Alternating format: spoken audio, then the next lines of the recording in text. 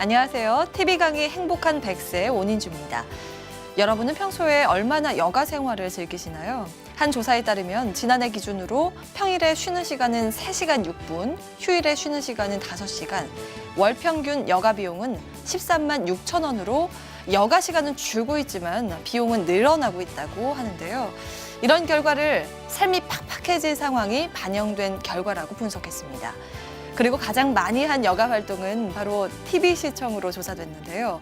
오늘 TV 강의 행복한 100세에서는 은퇴 후 행복하고 활기찬 삶을 열어주는 여가 설계 전략에 대한 강의를 들려드린다고 하니까요. 주목해 주세요.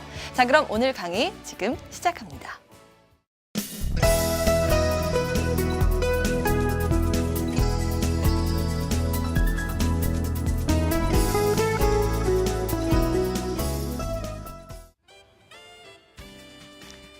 안녕하십니까. 여가 컨설턴트 홍성아입니다. 저는 현재 퇴직 예정자와 퇴직자들을 대상으로 은퇴 후 여가 설계에 관련해서 강의와 관련된 컨설팅을 진행하고 있습니다. 여러분 질문 하나 할까요? 하루 중 기분 좋은 순간이 가장 긴 사람일수록 짧은 사람에 비해서 그 사람은 굉장히 행복하다라는 심리학자의 이야기가 있습니다. 여러분은 오늘 하루 어느 정도의 시간 동안 행복하셨습니까? 서울대학교에 행복연구센터가 있는데요. 그곳에서 이야기하는 행복의 3대 조건이 있습니다. 그 중에 하나가 일이고요. 그리고 사랑, 여가라고 하는데요. 오늘은 바로 행복의 조건 중에 하나인 여가에 대해서 퇴직 후에 여가를 어떻게 설계하는 것이 행복한가에 대해서 같이 고민해보는 시간 가져보도록 하겠습니다. 자, 관련해서 이렇게 목차를 준비했습니다. 그 첫 번째는요. 은퇴 후 여가는 어떤 의미를 갖고 있는가예요. 그리고 관련해서 여러분은 하루 중에 어떤 여가들을 즐기고 있는지를 살펴보겠고요. 그 세 번째는 그럼 나를 순간순간 감탄할 수 있도록 도와주는 5가지의 즐거움이 있는데 그것이 무엇인지 살펴보고요. 그 마지막으로는 어떻게 하면 지혜로운 여가 설계를 할 수 있는가를 5가지로 한번 살펴보도록 하겠습니다. 네, 그 첫 번째 순서로 은퇴 후 여가의 의미를 살펴보겠습니다. 실제로 퇴직한 사람들이 몇 % 정도가 놀 줄 모른다라는 조사 결과가 있는데요. 다음과 같이 64%에 해당되는 사람들이 취미가 없다라고 이야기를 하고 있습니다. 그러면 이렇게 취미가 없다고 하는 사람들이 과연 무엇을 하고 있는가를 다시 한번 살펴보니까 다음과 같은 3가지의 여가를 즐기고 있다고 합니다. 그런데 이 3가지의 여가를 불과 100일 정도 지내다 보니까 그것이 권태감으로 다가오게 되고 그것이 수면 불안 그리고 우울증으로 다가오게 된다라는 이야기죠. 자, 그 3가지는 뭐냐면 TV 시청 그리고 낮잠 자기 그리고 마지막으로 산책이라고 이야기를 합니다. 여러분 남은 시간 동안에 이 3가지의 여가를 그 많은 시간 동안 즐긴다라고 한다면 그것이 과연 행복한 순간을 많이 만족시켜 줄 수 있을까요? 자, 이런 자문과 함께 은퇴 후 여가 2가지 의미를 살펴보도록 하겠습니다. 그 첫 번째 의미는요. 은퇴 후 여가는 바로 건강의 기둥입니다. 암을 예방하는 다양한 조건들을 살펴봤는데 그 중에 하나가 여러분도 다 알고 계시겠지만 금연 그리고 스트레스의 관리고요. 그리고 독특한 연구 결과에 의한 정보에 의하면 바로 하루 3시간 정도 되는 시간 동안 자기가 즐거운 그리고 자기를 즐겁게 하는 그런 여가 활동에 참여한 사람들이 행복하게 그리고 암을 예방하고 있었다라는 결과가 있습니다. 자, 여러분들에게 있어서 은퇴 후 여가 시간이 과연 몇 시간이길래 바로 그 3시간의 여가가 천연 항암제 역할을 할 수 있을까요? 그럼 은퇴 후 여가 시간이 몇 시간인지 한번 살펴보겠습니다. 바로 하루에 11시간이나 되는 그런 여유 시간을 여러분이 갖게 되겠는데요. 바로 시간 귀족이라고 불릴 수 있는 게 퇴직자들의 삶일 수가 있습니다. 그런데 한국인 평균 수명이 80대 초반인데요. 그래서 퇴직을 60에 했다고 했을 때 앞으로 남아있는 시간은 바로 은퇴 후에 8만 시간이라고 하는 그런 긴 시간이 남게 됩니다. 자, 이 긴 시간 동안 여러분은 어떤 시간 경영을 할 수 있을까요? 자, 그중에 저는 3시간을 적어도 나를 위해서 선물하는 그런 위로하고 격려한 시간을 가져보면 어떨까 하는 것을 제안해 봅니다. 자, 은퇴 후 여가의 의미, 그 두 번째 의미가 있기 때문인데요. 1만 시간의 법칙 여러분 아시죠? 여기에서 보면 바로 하루에 또 3시간을 10년 동안 한 분야를 파면 그 분야의 베테랑이 된다는 이야기를 하고 있습니다. 바로 은퇴 후 8만 시간이 여러분들에게는 그동안 정말 하고 싶어서 그런데 할 수가 없었던 일들을 내가 주도적으로 찾아서 할 수 있는 그런 꿈의 무대, 여러분 주인공이 될 수 있다라고 할 수 있습니다. 다시 정리해드리면 은퇴 후 여가의 두 가지의 의미는요. 하나는 건강의 기둥이고요. 그리고 두 번째는 여러분들이 정말 하고 싶은 일을 할 수 있는 꿈의 무대라고 이야기를 할 수가 있겠습니다.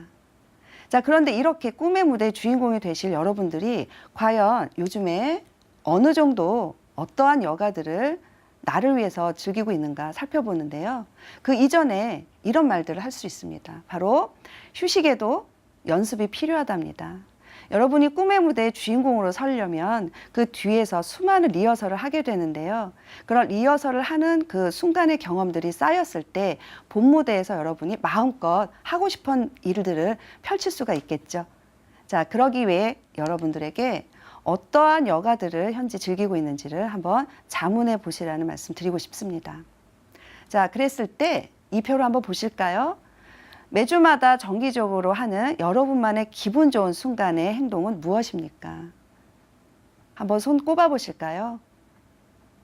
자, 실제로 연구에 의하면 바로 다음과 같이 매주마다 정기적으로 할 수 있는 여가 활동이 5가지 정도 세팅을 한 분들이 인생의 삶의 만족도도 높고요. 그리고 또 건강 지수가 높다라는 연구 결과가 있습니다. 자, 여러분들에게 있어서 주마다 여러분을 격려하고 그리고 기분 좋게 주는 그 여가 활동은 무엇인지 한번 살펴보시기 바랍니다.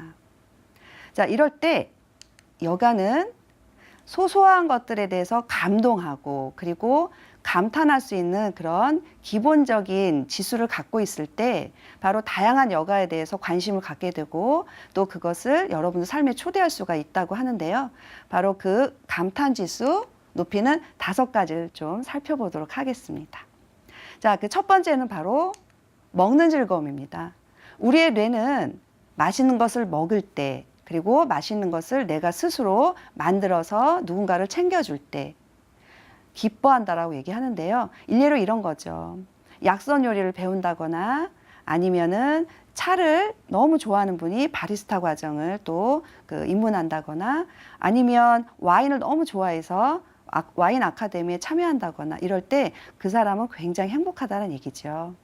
자, 두 번째 즐거움은 바로 어떤 특별한 대상에게 관심을 가질 때 사람의 뇌는 열리고 또 인생에 대한 행복 지수가 높다라는 겁니다. 소녀시대 아시죠? 소녀시대를 흠모하고 그리고 쫓아다니는 팬클럽이 되게 많은데요. 그중에 한 그룹이 평균 연령이 70대 중반이 된 어르신들의 모임이 있습니다. 그분들은 소녀시대 공연을 보면 젊어진다라고 얘기를 하는데요. 이 어르신들의 뇌는 젊은 뇌 그리고 그분들의 삶은 아마도 꿈꾸는 청소년과 같은 그런 삶이 아닐까라는 생각을 해봅니다. 자, 세 번째는요. 바로 일상 탈출입니다. 열심히 일한 당신이 떠나라 이렇게 얘기를 하는데요. 특별한 어떤 공간에서 내가 불편을 느낄 때 그 공간에서 멀리 벗어날수록 사람의 뇌는 행복하다라는 얘기인데요. 그 대표적인 예가 바로 여행이라고 얘기할 수 있습니다. 여러분들에 있어서 삶의 소소한 여행 어떤 게 있는지 살펴보면 어떨까요? 실제로 카드를 갖고 시간과 비용을 투자해서 먼 나라 그리고 배를 타고 비행기를 타고 해외여행을 가는 것을 생각하는데요. 어떤 분은 바로 이렇게 여행을 합니다. 킨텍스나 코엑스와 같은 곳에 가서 박람회장에서 수많은 것들을 보면서 여행을 한다고 합니다. 그곳에 가면은 시간 가는 줄 모른다고 하고 행복해하지요. 어떤 분들은 박물관으로 가면서 그곳에서 시간 여행을 한다고 합니다. 바로 이렇게 시간 가는 줄 모르고 할 수 있는 나만의 몰입의 여행, 그것이 일상 탈출의 즐거움이 될 수가 있겠죠. 자, 감탄 지수를 높일 수 있는 5가지 방법, 그 4번째입니다. 바로 함께 놀고라고 얘기할 수 있는데요. 어느 퇴직자는요, 뒷산을 오르락 내리락 하면서 하루의 등산을 즐긴다고 합니다. 그런데 혼자 산행을 하는 데 있어서는 심심할 틈이 없었다고는 하는데, 바로 이러한 경험들, 즉 같이 등반을 했던 이들이 없었지만 바로 산 정상에서 만나는 수많은 사람들과 이야기하는 데 있어서 색다른 즐거움을 갖게 됐다고 합니다. 그래서 그분은 혼자 산행의 즐거움도 있었지만 산 정상에서 만나는 그날그날의 익숙치 않았던 새로운 얼굴들과 같이 마주하고 얘기하는 시간들이 더 행복해지면서 삶의 소소한 즐거움이 더 배가 됐다는 이야기를 합니다. 여러분들에게 있어서 삶의 여가는 어떤 것이 있는지 한번 살펴보시기 바랄게요. 자, 마지막 네 번째는요, 바로 도전하고입니다. 인간의 뇌는 수많은 성공 경험들을 지향하고 있다고 하는데요. 제가 아는 은퇴 예정 공무원은요, 목공예를 즐기고 있다고 하는데요. 따님에게 먼 훗날 혼수 준비를 해주시는 것이 목표라고 합니다. 그래서 목공예장에 갈 때마다 소풍을 준비하는 초등학생 마음처럼 그렇게 설레인다고 얘기를 하죠. 이렇게 소소한 즐거움의 5가지를 여러분 삶에 소소하게 초대를 하여서 그것이 작은 감탄에서 큰 감동으로 이끌 수 있도록 여러분의 삶을 디자인하셨으면 좋겠습니다. 네, 마지막으로 지혜로운 여가 설계 5계명을 준비했습니다. 그 첫 번째는 바로 오락하세요입니다. 앞에서 말씀을 드렸듯이 사람의 삶은 바로 5가지의 여가 활동을 충분하게 즐기는 분들이 삶의 만족도가 높다라고 얘기를 했죠. 여러분들에게 있어서의 진정한 5가지의 즐거움은 어떤 것이 있는지 한번 살펴보시기 바랍니다. 근데 실제로 이 5가지의 여가에는요, 다양한 어떤 특징들을 갖고 살펴보셔야 되는데요. 혼자 하는 즐거움도 나누셔야 되겠지만 또 같이 하는 즐거움도 함께 있어야 되겠죠. 그리고 동적인 여가도 있겠지만 정적인 여가들이 함께 나누실 때 그 여가 생활의 만족도가 높을 수가 있습니다. 자, 그 첫 번째는 바로 오락하세요. 잊지 마시고요. 자, 두 번째는요, 바로 색칠하세요. 이렇게 얘기를 할 수 있습니다. 다른 말로는 개성 있는 여가를 즐기시면 어떨까요? 라고 제가 제안할 수가 있는데요. 한 퇴직자의 사례를 들여다볼까요? 이분은 출퇴근길이 그 근처 한 개천가를 지나다녔다고 하는데요. 그분은 지속적으로 반복되는 거리에서 순간 새소리가 들렸다고 합니다. 출퇴근길에서는 들리지 않았던 그 새소리가 매일매일 다른 새소리로 들리기 시작했다고 하지요. 근데 그러다 보니까 새에 대해서 관심이 생겼다고 합니다. 시간이 남다 보니까 동네에 도서관을 찾게 됩니다. 그래서 새와 관련된 책들을 열심히 읽게 되죠. 이분은 드디어 지역에서 벗어나서 대형 서점으로 이동하게 됩니다. 자, 이곳에서 그분이 무엇을 사셨을까요? 네, 맞습니다. 바로 조류와 관련된 그리고 새에 관련된 전반적인 이야기들 다룬 책들을 무려 10권이나 사셨다고 합니다. 그래서 도서관에서 열심히 책을 읽다 보니까 그분이 모아놓은 비자금이 있었는데요. 퇴직하고 나서 자기를 위해서 온전하게 쓰기 위해서 비자금을 모으셨다고 하는데 이분은 그 비자금으로 바로 이것을 사셨다고 합니다. 혹자는 사진기가 아니겠는가 이렇게 이야기를 했고요. 저도 상담할 때 그런 줄 알았는데요. 이분은 망원경을 사셨다고 합니다. 바로 그 망원경을 가지고 철새 도래지를 찾아 다녔다고 합니다. 자, 단순하게 산책만을 즐겼던 이분께서는요, 현재는 조류 해설사라는 직함을 가지고 조류 해설사의 역할을 통해서 굉장히 기쁜 역할들을 하고 있다고 합니다. 자, 단순히 산책하는 즐거움에서 새를 구경하는 한 사람의 역할에서 조류 해설사 역할로 바뀌면서 이분은 취미를 연계한 그런 경력 대안이 마련이 돼서 지금은 소일거리로 행복한 하루하루를 보낸다고 하네요. 자, 여러분들의 색깔인 여가는 무엇인지 한번 자문해 보시기 바라겠고요. 만약에 없다면 개성 있는 여가를 한번 찾아보시기 바랍니다. 자, 그 세 번째 지혜로운 여가 설계 세 번째 전략입니다. 바로 상대하세요라고 이야기를 할 수가 있는데요. 사람의 뇌는 사람과 사람이 함께 만나서 서로 맞장구 쳐주고 위로해주고 동감해주고 공감해줄 때 굉장히 기뻐하고 행복해한다라는 거지요. 자, 여러분들이 함께하고 있는 재미 공동체가 있는지 살펴보실까요? 자, 이 재미 공동체는 쉽게 얘기해서 동호회라고 얘기할 수가 있는데요. 많은 은퇴 여가학자들은 동호회가 적어도 3개 이상을 함께 나누면서 매일매일 많은 사람들과 함께 공유하면서 재미를 느끼는 삶을 살라고 제안하고 있습니다. 자, 그런데요. 바로 이 상대하는 이 상대방이 동네에 있는 주민들, 그리고 고향 친구들, 또 대학 친구들이 될 수가 있겠는데 거기서 꼭 빠지지 않아야 될 상대방이 있습니다. 이것은 바로 싱글이 아닌 이상에게 적용이 되는 건데요. 바로 배우자입니다. 한국인 통계에 의하면 퇴직하고 나서 19.8년 정도를 배우자하고 함께 지낸다라는 통계가 있습니다. 여러분들의 삶을 같이 걸어가고 같이 계획할 수 있는 분들은 친구이기 전에 바로 배우자가 될 수가 있겠죠. 자, 5가지 여가 활동 중에서 적어도 1가지 정도만큼은 배우자와 함께 할 수 있는 그런 즐거운 여가들을 찾아보시기 바랍니다. 그런데 연구에 의하면은요, 배우자와 즐기는 여가가 동적인 여가 활동을 즐길 때 더욱더 친밀감이 더 강화되고 또 이혼율을 감소시킨다라는 연구 결과가 있습니다. 즉, 같이 운동을 하고 같이 땀 냄새를 맡고 같이 신체 접촉을 할 때 과하게 표현한다면 다시 찾은 신혼기의 느낌을 갖기 때문에 잔소리가 줄고 또 여성으로 남성으로서 같이 관계를 맺고 살아갈 수 있기 때문에 삶의 질이 더 높아진다는 거겠죠.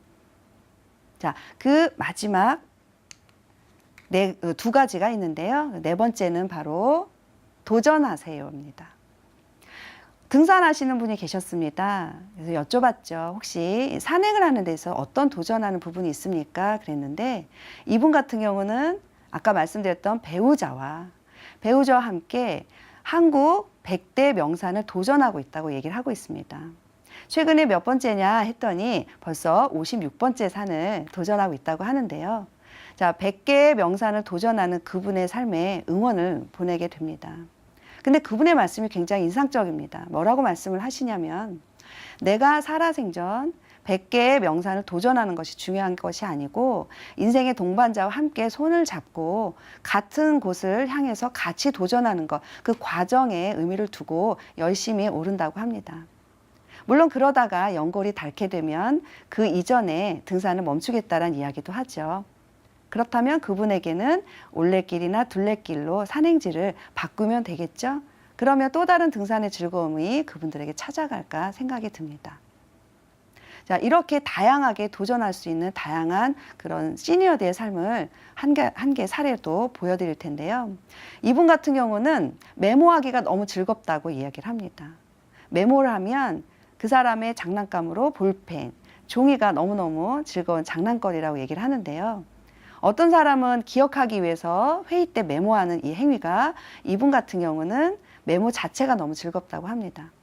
그분이 이 메모를 즐기는 과정에서 또 여가 활동이 진화되었는데요. 그 중에 하나가 볼펜 수집이라고 얘기를 합니다. 그래서 지방에 가게 되면 또 출장을 가게 되면 볼펜을 사려고 문구점을 방문한다고 하는데요. 어린이 마음처럼 문구점에 들릴 때 이 소소한 이분의 미소가 지금도 떠오릅니다. 자, 그분의 도전은 무엇이냐면 메모한 내용들을 다 축적한 걸 가지고 정리를 하면서 팔순잔치 때 자서전을 써서 하객들에게 선물하는 게 도전이라고 얘기를 합니다. 자, 이렇게 도전하는 시니어들의 삶이 참 보기에도 아름다운데요. 그 중에 한 개의 삶을 또 보고 마지막 설계 5계명을 말씀드리도록 하겠습니다. 자, 이분은 야생화를 찍는 것을 굉장히 좋아합니다. 원래 등산을 하시는 분이었는데요. 등산을 하다 보니까 내려오는 길에 눈에 보였던 이 꽃길이 너무 아름다웠다고 합니다. 그에게 있어서의 감탄 지수의 영역이었겠죠. 자, 꽃을 촬영하다 보니까 야생화를 촬영하는 게 여가 활동이 됐다고 합니다. 자, 그의 삶에 있어서 어떤 게 계획이냐 물었습니다. 이분은 바로 퇴직을 준비하던 분이었는데요. 야생화 중에 자기가 정말로 잘 찍었다고 하는 것을 모아서 탁상 달력을 만들어서 직원들에게 선물하고 퇴직하는 게 계획이라고 얘기를 합니다. 그분의 계획이 꼭 성사되기를 바랍니다. 자, 지혜로운 여가 설계 5계명 그 마지막입니다. 바로 배우세요라고 얘기를 할 수가 있는데요. 관심 있는 것을 찾아서 배우는 즐거움은 뇌를 확장시키고 삶의 즐거움을 확대시킨다라고 합니다. 여러분들은 어떤 거에 관심이 있습니까? 목공에 관심 있다면 지역사회 도서관에 찾아갈 수도 있겠죠. 그리고 대학교 평생교육원에 가도 배울 수가 있습니다. 또 구마다 있는 평생교육 그리고 평생학습센터도 많이 즐길 거리가 있는데요. 여러분들에게 있어서의 다양한 지역사회 여가자원들을 찾아보시면 어떨까 합니다. 자, 그런데요, 이 5번째 중에는 또 하나로 제가 소개를 할까 합니다. 베푸세요라고 표현을 할 수가 있는데요. 사람의 뇌는 그리고 인간의 본성은 공동체에 기여를 하는 그 순간에 가장 행복지수가 높다고 합니다. 여러분들이 갖고 있는 이 여가의 역량들, 이것을 여가 커리어라고 얘기하는데요. 바로 이 여가 커리어를 축적된 걸 가지고 지역사회에서 봉사할 수 있는 거리들을 고민해서 만들면 어떨까 합니다. 자, 요리를 즐기는 중년 여성이 있습니다. 그분은 또 직장 맘이기도 하는데요. 요리를 통해서 지역에서 요리봉사로 행복한 삶을 산다고 하는데요.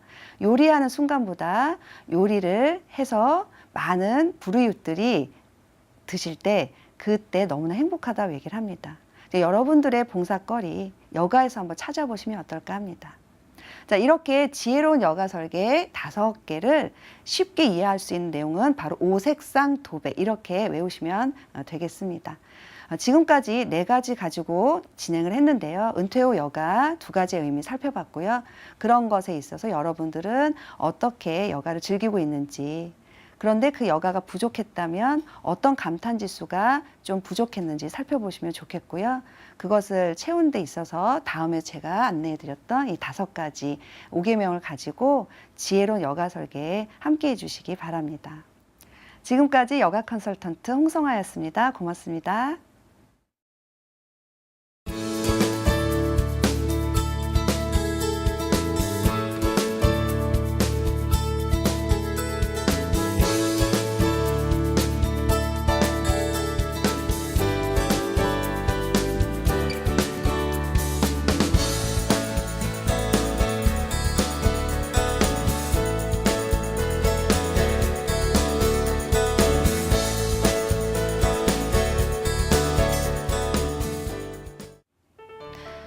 열심히 가족을 위해서 앞만 보고 달려왔는데 어느새 젊었던 세월은 저만치 멀어지고 노년이라는 인생의 후반기에 다가서 있는 자신의 모습을 발견하게 되면 조금은 허탈한 생각도 드실 겁니다. 하지만 오늘 강의처럼 이런 허탈감을 극복하기 위해서는 내가 좋아하는 일에 푹 빠져서 즐겁게 살아가는 것만큼 좋은 게 없겠죠. 정신 건강에서부터 몸 건강까지 지켜줄 수 있는 건전한 취미생활 전략 지금부터 세워보시면 좋겠습니다. 저희가 준비한 시간은 여기까지고요. 저는 다음 주 이 시간에 다시 찾아오겠습니다. 지금까지 시청해주신 여러분 고맙습니다.